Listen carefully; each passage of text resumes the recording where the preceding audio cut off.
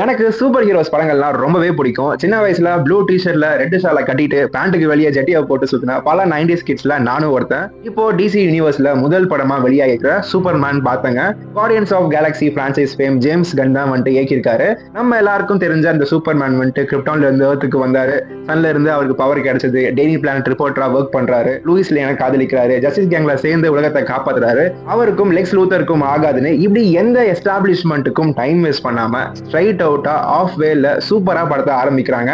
முதல் முறையா Superman Lex Luther கூடான சண்டையில வந்துட்டு தோக்குறாரு. அவரோட ரெப்புடேஷனையும் கிரெடிபிலிட்டியும் மொத்தமா உடைக்கிற மாதிரி வில்லனுக்கு ஒரு மேட்டர் சிக்குது. சோ லிட்டரலி இந்தியன் 2 ஸ்டைல்ல மக்கள்லாம் சூப்பர்மேனுக்கு அகைன்ஸ்டா திரும்புறாங்க. சோ வில்லன் அப்படி செய்யறதுக்கு காரணம் என்ன, அது என்ன மேட்ரு, உலகத்தை காப்பாற்ற வேண்டிய ஓஜி விண்வெளி நாயகன் அவரை எப்படி காப்பாத்தி இந்த பிரச்சனையில இருந்து மீண்டு வராருன்றதான் வந்து கதை. மேன் ஆஃப் ஸ்டீல்னு சொல்ற அளவுக்கு ஒரு மோஸ்ட் பவர்ஃபுல் சூப்பர் ஹீரோ தான் சூப்பர்மேன். ஆனா வில்லனுக்கு கூட வலிக்காம அடிக்கிற அளவுக்கு ஒரு நல்ல மனுஷன். ஆனா எங்களை அடிமைப்படுத்தி அழிக்க வந்த ஏலியன் நீனு அவர் கேரக்டர் மேலேயே கைய வச்சு ஒவ்வொரு மூவ்ஸையும் ப்ரெடிக்ட் பண்ணி திருப்பி அடிக்கிற ஒரு கார்ப்பரேட் வில்லன். அதை ரொம்பவும் டிபெண்டா வல்னரபிளா ஒரு ஹியூமனா எதிர்க்கிற சூப்பர் ஹீரோ அப்படின்ற மாதிரி அன்யூஷுவலா கொண்டு போயிருந்தாங்க.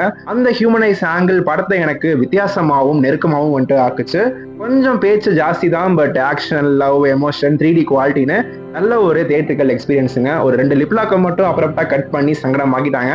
மற்றபடி சூப்பரான ஒரு டைம் பாஸ்.